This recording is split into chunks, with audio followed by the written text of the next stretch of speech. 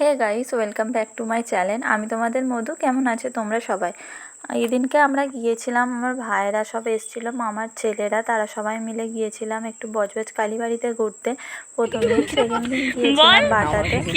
আর এদিকে লাল গেঞ্জি পরে ওড়না পরনে, তারপরে আকাশ জয়কে সবাই চেনে, তাই যারা আমার ভিডিও দেখে থাকো। আর তারপরে যে আছে ঘন্টা আর ভালোদেব মহাদেব, তো আমরা ওকে ঘন্টা বলে ডেকে থাকি। তো তার পরের দিনকে আমরা আবার গিয়েছিলাম বাটাতে ঘুরতে। প্রথম দিনকে আমরা এই ভাইরা সবাই গিয়েছিলো, তাদের সাথে আমি গিয়েছিলাম। আর সেকেন্ড দিনকে রাখি আমাদের সাথে গিয়েছিল।